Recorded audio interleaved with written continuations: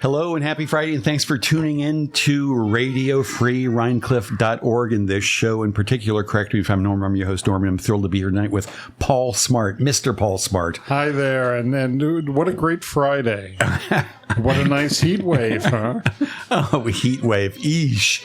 But you have been living in Mexico. It must be really hot down there all the time, no? No, we're at we're in the high plateau area.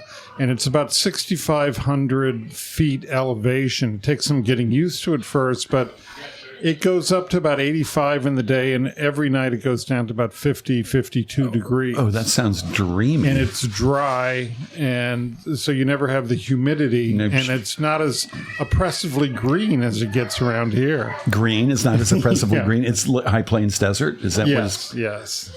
And what's the name of the town where? Guanajuato, and it's a old mining town. It's where they first discovered silver in Mexico, and about 40% of the world's silver came out of there in the 16th, 17th, and early 18th century. So the city is chock full of colonial mansions and cathedrals, and it's where Diego Rivera was born and grew up as well. And it's home to a 30,000 student university that's one of the top in the country. And it's gorgeous. It's all built in a canyon, so it kind of looks like the favelas of Rio de Janeiro. Amazing. It's nice. And how did you find your way to that particular town? And what state is it in? It's in the state. It's the capital of the state of Guanajuato. And we had long thought about moving out of the country, and we had been in at the point that the pandemic hit. We were on the Ligurian coast of Italy, in Genoa, and the day that the pandemic hit, we were actually at the fashion shows in Milan. And but then what happened? We realized, let's not move to Italy. My wife Fawn was more comfortable with Mexico, and she knew a little bit of Spanish. We wanted to move overseas for a year so our son could pick up a second language. And, we went down. We did a 2-week trip down there and checked out several cities. The most prominent is San Miguel de Allende. Right. But it's chock full of expats from the Hudson Valley, and I didn't want to be recognized. Oh, I see. And what's the matter with expats from the Hudson Valley? Nothing. But Guanajuato was just magical, and we just immediately fell in love with it. And so before we left, we got Milo signed up in a school. We found a house to rent. We got a car set up for us, and then we moved down last summer, and we're going to just be there for a year. And after about 3 or 4 months, we realized we hadn't heard anybody arguing or being angry with each other in the streets. And then... you moved there from Albany. Yeah, from Albany. Where you heard that kind of, in a more sort of like urban area, right? Where you heard that a lot. Yeah, and it was also nice to be away from political discussion, talk of money. We quickly made friends with kind of the young avant-garde crowd in Guanajuato primarily through this place called Cinemanimal. It's a group of people who have come together, and they basically steal movies off of the internet. They'll show first releases before they hit the movie theaters. Oh, nice. And it's all just amongst a WhatsApp group, and so there are about a dozen people show up. They make pizza for everyone. It's a lot of fun. So you were going to stay a year, or are you going to stay indefinitely now? Yeah, we're now moving down there. We bought kind of an investment building that we use, that we rent out to a language school. So that allows us, covers our rent. Milo's just gotten into a different school. I started an English language library down there. Amazing. And then just wrote this book, where I'm now working on a film that we're going to start shooting this fall, sort of a modern adaptation of Don Quixote. And it's just, Fawn's making a lot of art in her studio, and it's just turned out to be great. My God, that's just amazing. And how's Milo doing picking up Spanish? Well, after like 3 weeks, he went out for the first time with friends, and we thought he was going to overnight at like 1:30 in the morning. Like Mexican friends? Yeah, Mexican friends from his school there. And we hear this stumbling at the door, and he's not getting the code right on the door. So I go down, I let him in, and he stumbles in just reeking of tequila, and he's forgotten how to speak English. And he's just speaking a combination of Spanish and English with a Mexican accent. Last I saw him, he was like 6. Yeah, he's 16 now. So. Oh, geez. Yeah. Amazing. Yeah. What a thing. Well, are you going to have a guest room in this building? Oh, we definitely do. And there's a great hotel across the street as well, which is $35 a night, for a suite of rooms. It's all, very affordable and a great deal of fun. Wow. And is there much of an expat community? It's much smaller than San Miguel, but it's close. It's a few thousand people. We've been taking Spanish lessons. I've got to up my game because I'm tired of not being able to read or write or understand what people are saying to me. Right. But, I've been able to get along fine, and it's kind of enjoyable not hearing small talk. That's a funny perspective. Yeah. They're all saying, look at the gringo sunbird. That's what they're saying. Yeah. So, well, good luck. And you said earlier you're just listing your house in Albany? We came back and we cleared out everything. We just moved some stuff down, including a piano, which none of us play, but it's our Fitzcarraldo moment. And we're going to make it permanent at this point. Are you bringing the piano to Mexico? Is that what you're Yeah, we shipped it off. And why, if nobody plays it? Because we know a lot of people that play piano, and there's not a lot of pianos. And you have a big parlor floor in your building, so why not? Yeah. That's hilarious. And what kind of piano is it? That in itself is an interesting story where there was a guy, I forget his last name, Adams Piano. He had a place called Adams Piano on Route 28 between Kingston and Woodstock. And he was a piano tuner, piano refurbisher who was the piano technician for Andre Previn and Dory Previn and a number of other people. When Hurricane Katrina happened, he realized that, New Orleans is a musical city. They lost a lot of pianos in it. So he managed to fit 9 pianos into a step van, drove down with his dog, went on the radio down there, and said, I'll give away these 9 pianos to anybody with a really good story. So I went down 6 months later and tracked down all the pianos and did a story.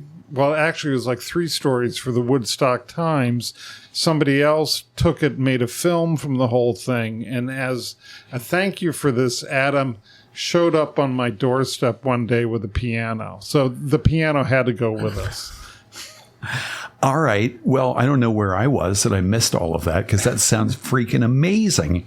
So you went down to New Orleans and you tracked down the people and you tracked down the stories, I'm guessing, that got them these free pianos. And it was a great way of getting a view of that city as it was recovering from Katrina. There was one piano went to, several went to churches, one went to a school, one went to a social worker, one went to just a kid, like 13 years old, who lived across the street from Fats Domino. And so I got to see Fats Domino, moving back into his house.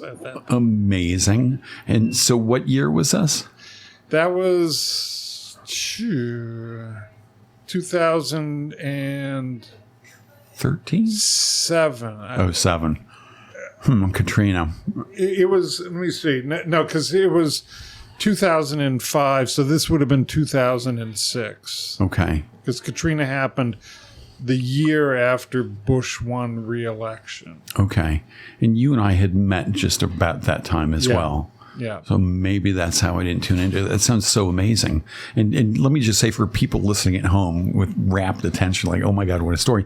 My guest, Paul Smart, I met because he was a local journalist. And you've been a journalist as long as I've known you. Right. And now like 35 years. And now it sounds like you not doing any of that, or? No, I just, when I moved up to Albany 4 years ago, I was still doing journalism, but I realized, I want to have actual benefits and stuff. So I took a job with the local library. And it was also at a time when... but you were still writing on the side, yeah, right? I was writing quite a bit, but I could see it was fading away, that all the newspapers were starting to die off. And, right. It was getting more and more difficult to make it work. And so... then right before we moved to Mexico, I realized that there was a loophole in Social Security that if you have a kid under the age of 16, when you're taking Social Security for the first time, you can get quite a bit of extra money for that kid through their 19th year, as long as they stay through school. So suddenly that plus renting out our house up here made it all affordable. And it doesn't matter if that kid's living in Mexico? No. Sweet.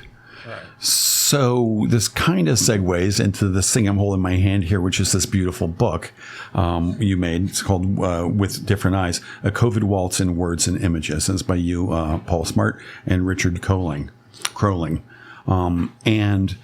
It seems to sort of track your life from the beginning of the coronavirus stuff. What happened was that when we got back from Milan Fashion Week, we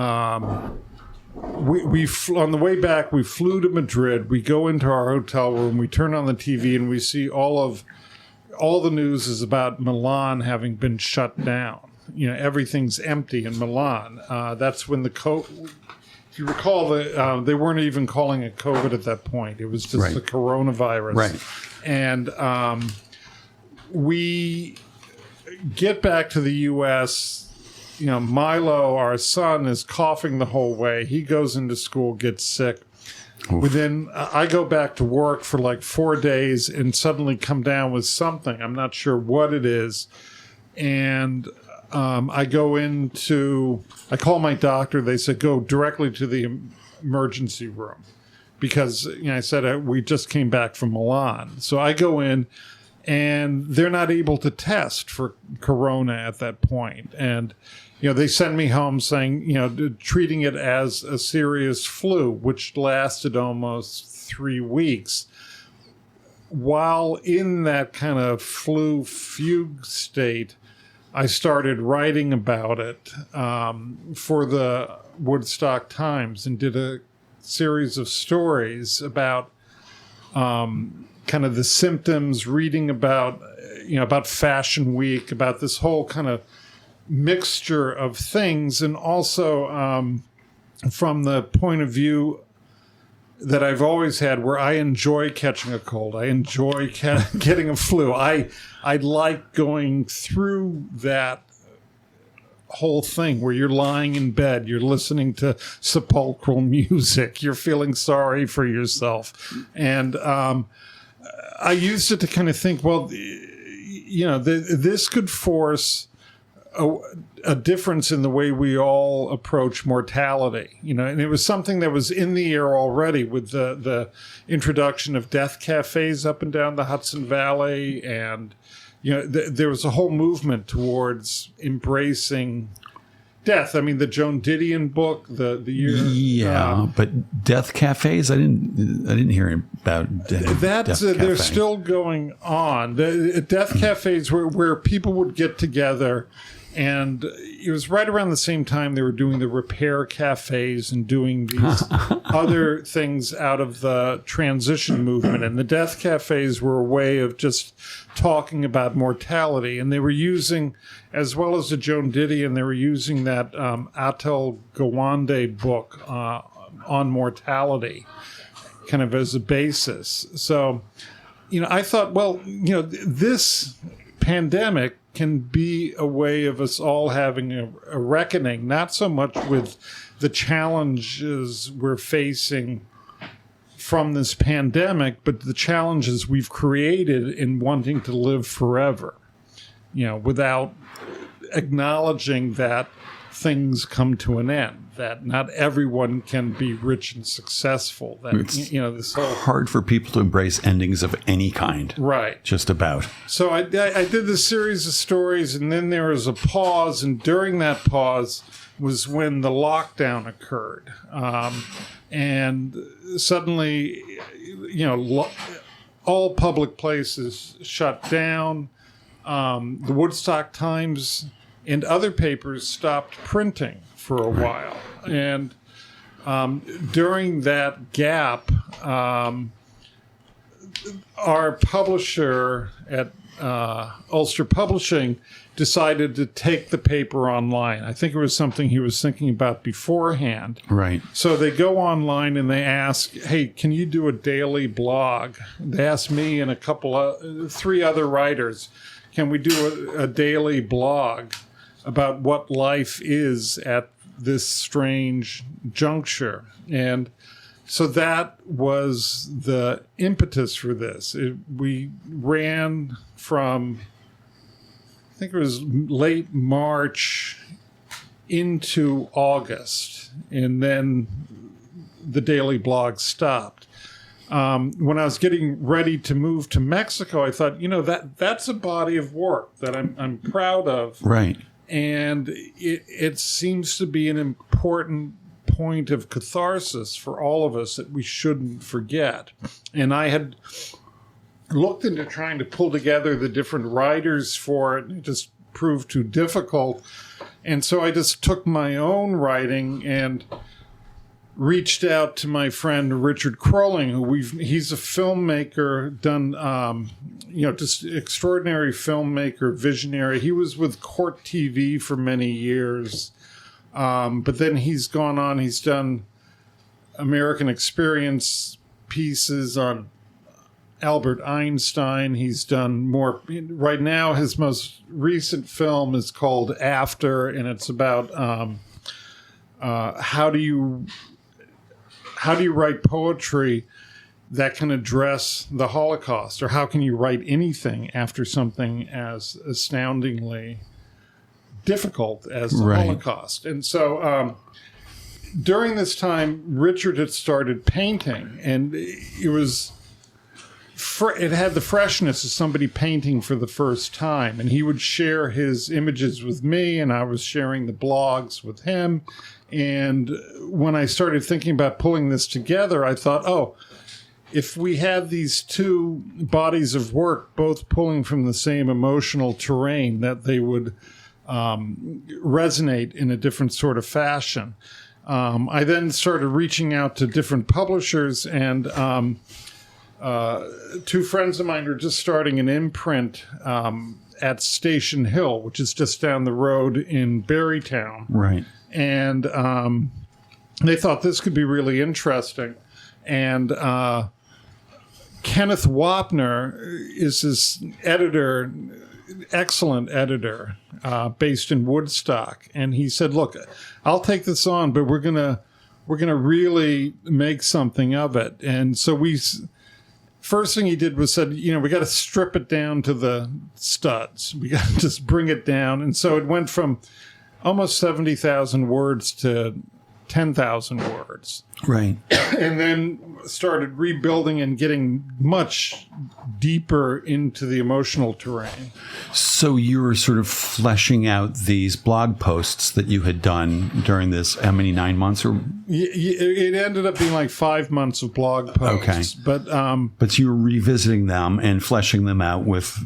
Or not even fleshing them out, but kind of honing them down into something that became similar to poetry. Okay. Gotcha. And the only fleshing out part was in terms of, Kenny would say, look, go. We want to hear more about your relationship with your father, with your mother, with your kid, with, these. And I would balance that out with kind of the mundane aspects of life around us. Right. I've always loved the multiple levels by which we live our lives. Right. And felt that, it's that old Yeats idea that there's a terrible beauty, that or that all beauty has something harsh within it as well, that it's all happening at the same time, and this, it's poetic. Do you believe that? I really do, and it's one of the things that has become more obvious to me once I'm in Mexico and dealing with like Day of the Dead or just the. But that's one day. I mean, the idea that all weeks. Beauty has this terrible, underbelly almost to it. Yeah, and that's what lends the shine to it. Enlighten me. Give me an example. It's just the of a terrible beauty and its counterpart. One of the most beautiful places to walk, or that I found during the pandemic, was the cemeteries up and down the Hudson Valley. I've always liked going into the cemeteries. They're quiet. They're gorgeous. There's these. And yet there's this. Once you start to read them, just the dates or the little inscriptions or the small children next to the older patriarch and matriarch, right, you get this poignant story at the same time that kind of accentuates the gorgeousness of the setting that's been created for that. Okay. That's one. The other is just when you have a child and you're holding that child and the child is sobbing and crying, there's something so tender about that moment, and you realize that they're going through a point of pain, but they're going to come through it into a point of understanding and love. Right. It's I think the basis behind anything that's spiritual in a way is how to make sense of what is difficult. But it's similarly, when we look at something that's beautiful, it's the harder edges that make it even more beautiful, and that's true of everything from Bach and Beethoven's late quartets to the art of a Rothko or the art of Franz Hals during the High Renaissance. Right. That's I find that a wildly interesting thing to consider, and we don't have time for like 5 minutes of silence from me, so I'll think about that later. Okay. But it reminds me of the Toulouse-Lautrec thing. He painted lots of people he found on the street, and he called them les jolis laids, the beautiful uglies, and they were plain or even homely people, and he found that to be found beauty in all of that. So this is how I'm trying to process your thought. It goes way back. It goes and it on a personal level.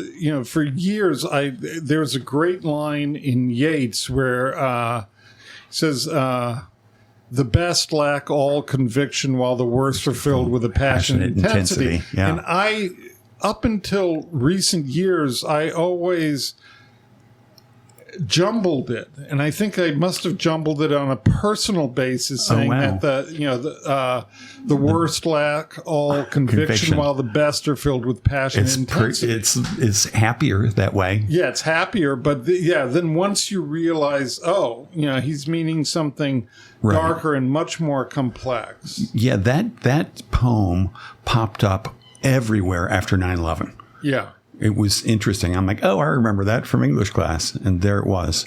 Yeah, and it was also, but the other kind of flip side of that is Yeats's concept in his Easter 1916 of a terrible beauty is born. And that's that idea of the Irish Republic coming up with this, harshness at the same time. Right. Oof.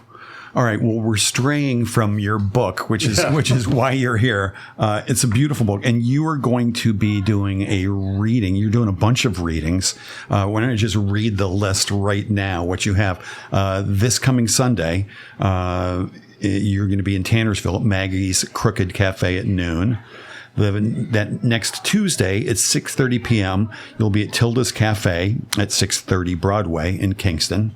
On Thursday, you're right here at the Morton Memorial Library and Community House at 6:30, doing a slideshow, sort of a movie-like thing that Richard Crowling has done for these talks, and they'll be showing it at the Morton. And you'll do a talk and a reading, and somehow I'm going to be moderating. Yeah. I don't know what that'll entail. At the last reading, the people started standing up to ask questions, and one woman stood up and just broke into tears, and just about, how it just suddenly brought back all this time, and how, and it was kind of what I was looking for, I hate to say, but this idea that we all have to go through catharsis on something like this. And 9/11 was one thing, but this is much more complex. This is, when you say this, you mean the pandemic, because the book sort of all happens during that stretch. Yes, yeah, and that's why with the creation of the book, I worked with, just as Richard and I collaborated, and then Kenneth Wapner came in and worked with us on the shaping of the text. I worked with a designer that I found in Mexico who's originally Ukrainian and from Kiev. And so we were working on the process while Russia was invading her homeland. She had worked, since then, she worked for years with Taschen in Germany. And I wanted, highly regarded art book publisher. And I wanted somebody who would have kind of a European sensibility to kind of. I found a lot of books in this country have as we've started to print in Asia, they've all become glossy and kind of similar. And I wanted something different that would be tactile, that you could hold in your hands, that would have a different feel to it. And that's why we did. We worked with printers outside of Mexico City who would do 200 test runs on each page to make sure it was perfect. It was just unheard of. It's gorgeous. And how is it being distributed? It's it's about to go up kind of middle of next month on Amazon. You can pre-order it there now.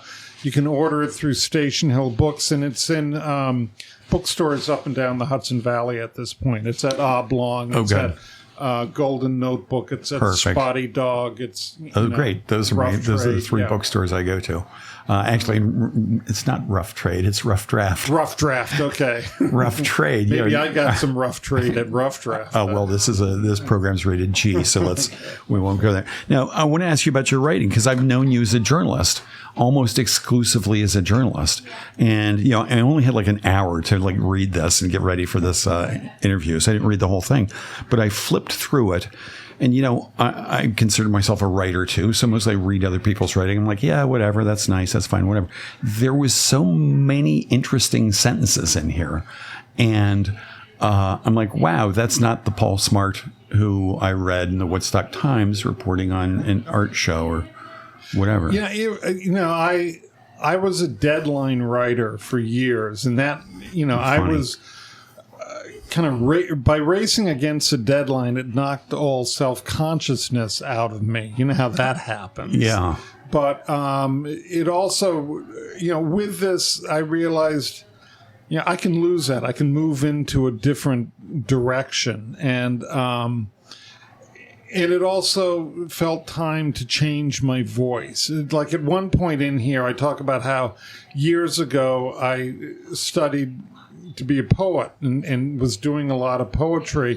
And I got sick of my voice at one point. As a poet. In fact, in the process of putting our house up for sale, I took all my writing up to now and tossed it. I didn't want to be held captive by it. Well, that's what mini storage is for. I know, but that's why Americans are held captive by their mini storage units. Yeah. And it was so liberating. I mean, if it's a good piece, it's going to be out there somewhere in the cloud, or I will have a memory of it, and I'd rather work to revise it from my memory of it than from the piece itself. Okay. So as you're writing this, I've just pulled out a couple of the sentences that I liked, or paragraphs. Sort of in the beginning, you say, some read themselves to sleep. I hug my pillows tighter. My wife heads for the guest room. The dishwasher is poorly organized. Someone's in the attic. Cat in the freezer. The colander's attached to the kitchen ceiling. And it's a little surreal. It's a little stream of consciousness. And I guess my question is, when you went back and started editing these blog posts for this book, were you ever amazed at your own writing? Did you see a voice that you had not really known before? Did you? Yeah, that started happening right away. And it was nice to be shocked again by one's own writing. Right. And at times with it, with this, I wasn't working out of my home studio. I would go off and do an intensive period of time in a hotel room in Mexico City or Leon or some other place, or cafes around Guanajuato, and take notes. And I was working from paper copy and with pen on paper to rewrite and hone things. And then I'd come back and work on the digital copy and bring it down. And so through that process, I started to trust the process of it as I went through it.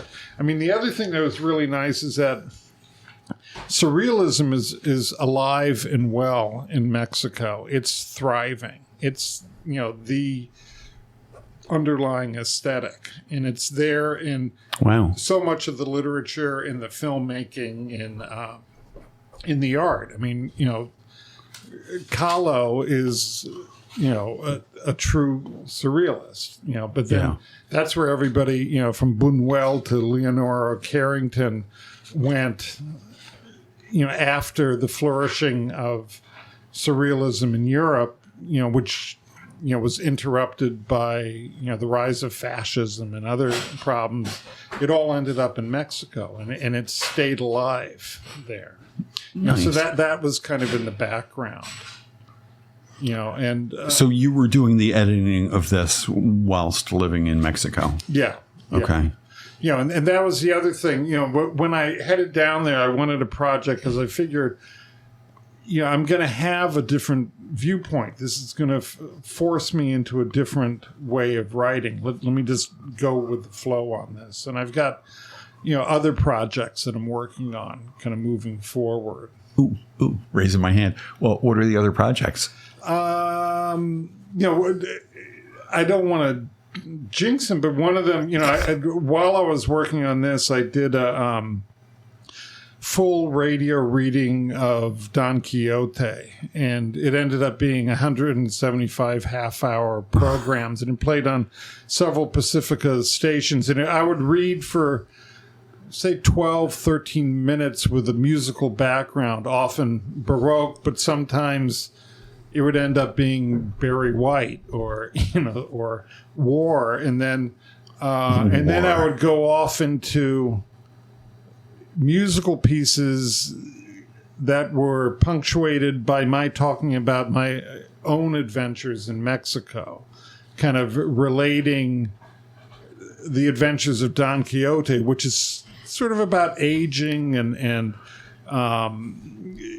coming to understand one's dreams in lieu of the reality of the world one inhabits, and relating that to today's world. And so anyway, that whole project is now complete. It's a website. It's I'm donating the whole thing to a Cervantes museum in our city. Where could we find that website?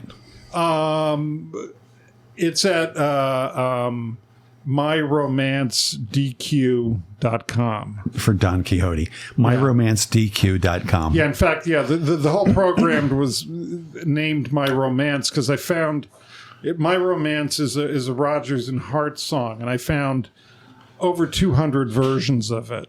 And so each episode would end with a different version of my romance. Egads, that's a lot of work. It actually became sort of easy and fun. It was work, but it's centered each day. So with half-hour episodes, half of it is you reading from Don Quixote, and half of it is you sort of riffing on your personal experiences that kind of relate or directly relate to the first half. Yeah, and music. It sounds amazing. And so out of that, I was explaining the whole project to some young friends in Guanajuato, where my wife and I have become sort of the den parents to the young avant-garde of the city. And they're working in sound. Some of them are doing 3D printing to create puppets that they then film to surrealist Alfred Jarry-like scripts. There are others that are doing clothes design. And what's refreshing down there is that none of it's tied into money making as much as just the joys of pure creation. So I'm explaining to these people about the Don Quixote project. And then I start talking about this friend of mine up here who was an avant-garde filmmaker who had given up all these teaching gigs in the late 80s to move into the deep Catskills to really concentrate on his art. And his whole life kind of fell apart, but he was always coming up with new projects. And as I'm describing him to these friends here, I realized, oh, this is Don Quixote. And so I've kind of taken his character, transposed it into an expat setting, and it's all going to be shot down in Guanajuato, kind of with voiceover narratives to keep it cheap. And I'm working with a crew of Mexicans, and Richard Crowling, who's going to shoot the. Does he live down there? No, he's up here. He'll do the dream sequences and stuff up here. So did I miss something? You wrote a screenplay? Yeah. I'm still in the process of honing it so that we'll start shooting in the fall. And so what's next is going to be this thing that you're shooting. Any idea how long it'll be? Or we're aiming for feature length, for like a 90-minute film. Just amazing. So it sounds kind of like it's been pretty freeing for you all down there. And I just want to mention that your wife, Fawn Potash, did I pronounce that right? Yes. Is an amazing artist herself. And as long as I've known her, which 20 years or something, or longer, has been a fabulous visual artist. Yeah, and she's moved. I mean, she worked in photographic arts. A lot of people know her here for working in encaustics for a number of years, and now she's working with solar prints. Oh, cool.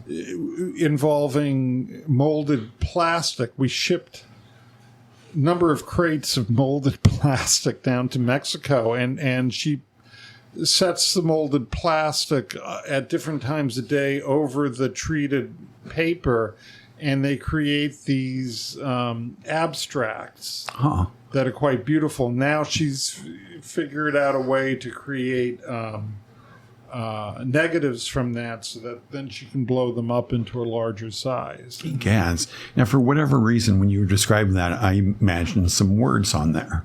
And then I thought of this question. Have you two ever collaborated on work? We have, and we prefer the sanctity of our marriage to the back and forth of collaboration. You're collaborating on the kid. That's oftentimes we may enough. Jump back into it at some point. I mean, I have, I've, there are a couple projects we've talked about involving it, in a book form, but it would need to go through several other iterations before it reaches that. Okay. And in the book, you talk a bunch about your marriage and the difficulties that you had and the things that you did to get through that. And first, hats off to you for doing the work. And congratulations for getting through it. You say, again, here's your line. We clambered to a better place, acknowledged fault lines, somehow got better. And another good sentence. It was, one friend after reading the book said, my portrait of my wife wasn't as strong as some of the other portraits of my son, of my mother, of my father. And your couples therapist said, "Well done, Paul. Leave the edges off of that." But as I have told them, that was.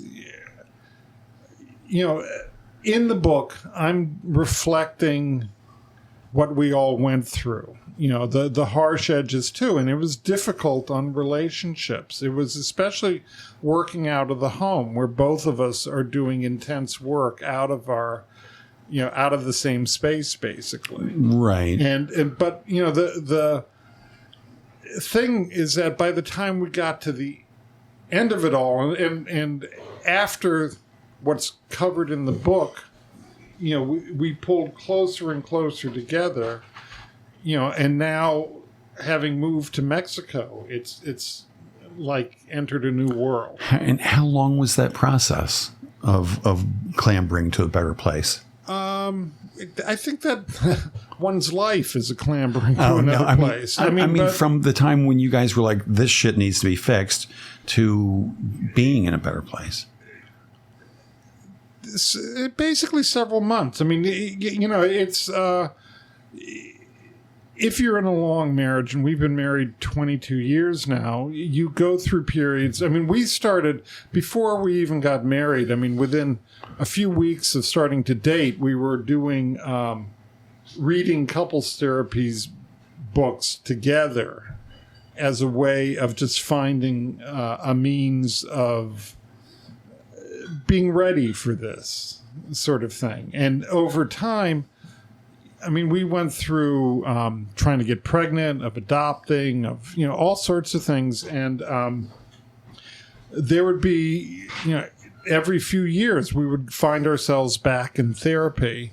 But at this point, we've internalized it enough where we've learned ways just to move through it and to wait for that period to come, the period of calm to come back, to realize, okay, this is, we're all cooped up in this house together, working with external pressures as well as the pressures of being cooped up together, that let's just wait until spring happens. And then, I remember that first June of the pandemic, we went out to Lake Ontario. We thought, no one's going to be out here, except for MAGA signs everywhere, but it was suddenly we had a respite. And the same happened. We went down to the city a couple times because it was cheap to get a hotel in New York. And then we went out to,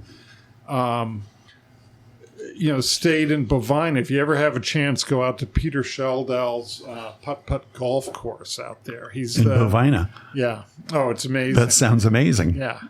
And, in these little bits of taking a breather to do something together, really helped to move along. And then it kind of reached a peak when we got, decided let's take this trip to Mexico and set up a life outside of the States. And then we got down there and realized, let's continue with this. So the clambering out is intentional on the one hand, but also knowing that you can, with patience. Not despairing. Yeah. Right. Well, again, congratulations. Hats off. I think far too many people don't do the work and give up on something that could be stronger and more beautiful. And it sounds like y'all did. It was something, that I write about in the book because it's something that just as a culture, as a country, we need a lot of therapy in this country. It's but people still push it away. They don't want to deal with it. And the only way to face such a thing is not to complain about others not doing it, but just to keep working on oneself and, right. and use. I mean, when I was writing this, another friend of mine, he's I've known him since college, Quentin Hardy. I'd given him a copy to read of an earlier iteration, and he said something that was just marvelous. He said, go through and take out anything that hints at a complaint. No complaining. Nice. And, I realized, it suddenly became a better book. And our lives become a lot better if we just stop complaining. Yeah, it's the cement bricks and cement boots and far too many memoirs. Yeah, is anything that sniffs of a complaint. Yeah. So I have so many questions. What is your house like? What's the geography of your workspace? Because you still both work in the same house. Well, we've had it. The place we were renting down there for the last year, I was working in the spare bedroom with this amazing view out onto mountains and street. And 3 times a week there'd be a parade with the devil coming up the street with a drummer and somebody with a bullwhip, devil mask, and you'd throw out money for the devil to go away. And that sounds like a good business. It was nice, and so I'm there. And meanwhile, Fawn is up we had a second apartment up on our roof, and that became our studio. So we had different worlds to deal with instead of being across the hall from each other. Where we're moving to now, it's going to be similar, where I'll have an office downstairs, and then we've just had a studio built on the roof. It was, $7,500 to build a studio. Nice. That's reasonable. And where did you grow up? Kind of all over. My father was, for years, was an untenured professor. And so we would move from college campus to college campus. Where did he grow up? He grew up in St. Louis, Missouri, which is also where Fawn grew up. So okay, we had which is a place where they call the thing on top of a house go on, say it again, roof. Roof. Yeah. Yeah. Yeah, and that's a light bulb. And that's why I asked, because, around here it's a roof. My dad said roof. He grew up in Missouri and Illinois. All of a sudden I'm like, wait a minute, where's Paul from? Yeah. You said that Americans need a lot of therapy, and this is probably not a new thought that came to you since you became an expat. But the question is, the Mexicans you've befriended down there, do they need a lot of therapy? It's a culture down there that still works with a great deal of cordiality is built in. The formality of saying good morning, good afternoon, good evening, the greetings, everybody is pleasant with each other. It's just built in. But the other thing is that the whole idea of the family maintains a true strength there. That, when you celebrate something, people go back and they say, how do you celebrate the Day of Independence. Oh, we go home, we all gather, we eat pozole, and everybody drinks mezcal till they fall over. And it's not like a fake family value thing, and it's not like politics suddenly enters into it. It's just like the church is still strong down there. People don't talk about it overtly, but it's the calendar runs around it, and it's just kind of an accepted part of each community in each city. And do you all go to church? No. I've never. I admire people who believe. It's not my thing. Right. What do you admire about them? I like the art. I like the music. I like the sense of not when it comes to evangelism or evangelical, but the sense of centeredness that can be displayed. Yeah. Yeah, at times I don't have what they call faith. I was raised Christian, but then left. But sometimes I envy the faith, and certainly like when my mom passed away, I was like, gee, I wish I believed that I would be reunited somewhere. And that sort of brings us to another part of your book. You talk about your namesake, Paul, passing away, and your parents passing away, which seemed like it all happened in close proximity. Yeah, within the year before all of this. And so, the idea of the pandemic suddenly, bringing in the idea of mortalities, brought to a fore the need to deal with these other passings, which also included a number of passings of friends and stuff in the years before. And acknowledging that as part, not just something in the past or something of pain, but something that just lives on as part of us in some way. Right. That's wonderful. Well, it's just a gorgeous book, and I'm going to finish saying your schedule. We're going to start with this coming Thursday. What's the date? The 28th? Yes. I think right here at the Morton Memorial Library and Community House. It's 6:30 p.m. You and Richard Kroling are going to be doing a talk and a slideshow. With a really great person introducing us and moderating the discussion. I'm feeling the pressure. Hopefully I'll have the book finished by then. I've really enjoyed reading it so far. And then you've got a whole bunch of other things after that. On Friday, the next day, you're going to be in Catskill at the Create Council for the Arts. Catskill is tomorrow. Oh, the 22nd. Yeah. Yeah. So after, so that might be difficult for listeners to make it up there. Yeah. 6:30 tonight. Range. Yeah. Tonight. All right. Good. What else did I want to ask you about?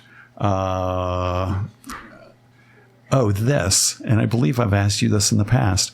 I've been asking guests this question of what art have you seen or experienced or read or heard or whatever that has changed the way you look at the world around you?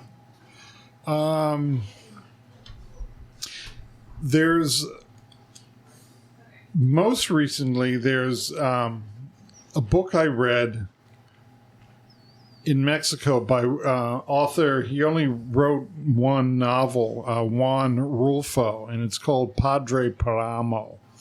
And it's amazing. It's surreal. It deals with mortality. It's a great book, and it's short, which is always sort of nice. Yeah. Although kind of with that, I have to say that finally getting through Don Quixote, I think, because I failed that in college. I failed my Don Quixote course because I didn't take it seriously. I'm sure I got the Cliff's Notes. Yeah. Absolutely certain. In terms of film, 400 Blows really affected me. Truffaut. Yeah. Uh-huh. Yeah, that was just a game changer. I don't think I've ever seen that. Oh, it's well worth seeing. It's about a young boy. it's very autobiographical, and yet an amazing glimpse into Paris at that time. It's romantic. But it's about the romance of finding a place for oneself in the world that's creative and beyond others' expectations for you. And then in terms of art, the real game changer was, when I was a kid, we were traveling around through Europe a lot, and I became obsessed with Saint Sebastian's, the littered with arrows. But then we went into this. Is there a particular number of arrows that are always in Saint Sebastian? I don't think so. Somebody said the other day like 16 or something, and I wondered, is that the number? Yeah, well, yeah. I fortunately I stopped myself before getting that far in the obsession, and I realized we went to this little museum in Haarlem, outside of Amsterdam, and saw the work of Frans Hals, and that blew me away. The kind of sense of movement in those paintings, the humanness of his work suddenly opened up painting in a different way. Interesting. And I met you were reporting on visual arts a lot for the Woodstock Times and their sort of syndicate of newspapers. Yeah. Were you ever a visual artist yourself? I played with it. I studied it, in high school, and then realized it wasn't my thing. But then I would dabble back into it, and then realized that, I was more interested in trying to define what drew me to it. Right. And that became more interesting. Right. Well, that's good. And I always enjoyed your art writing. You certainly have a well-defined sense of what you like or don't. Does Fawn ever write? She does. She writes well in a much more exacting way. And is Milo following in one set of footsteps? Milo or both? has never read a book yet, but I have.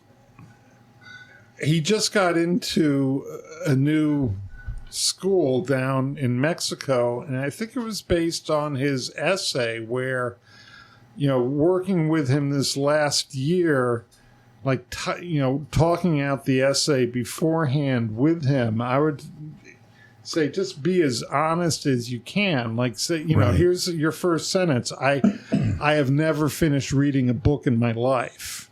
And he'd say, but I can't say that. I said, say it. Yeah. And then he says, but what do I say now? He said, I hate writing essays like this. I says, okay. And then, I'm dying to read this. I want to find how it turned out. Yeah. So he's gotten. That's amazing advice. Quite good at that. Yeah.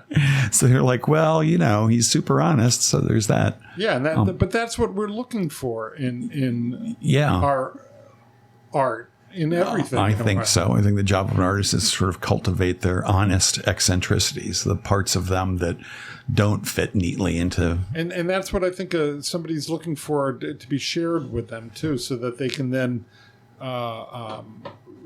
feel all right in themselves. Yeah, exactly. That's a great goal for art. And on that note, I'm going to say goodbye. Thanks for coming. The hour has flown by as I knew it would. The book is called With Different Eyes, A COVID Waltz in Words and Images by Paul Smart, and with illustrations, paintings by Richard Kroling. And Paul and Richard and I will be at the Morton Memorial Library in Community House, 6:30 this Thursday, the 28th, for a slideshow. I can't wait to see a slideshow movie and discussion about this book. Yeah. So come there, and thanks for tuning in. Everybody have a great weekend. Paul, thank you so much for being here.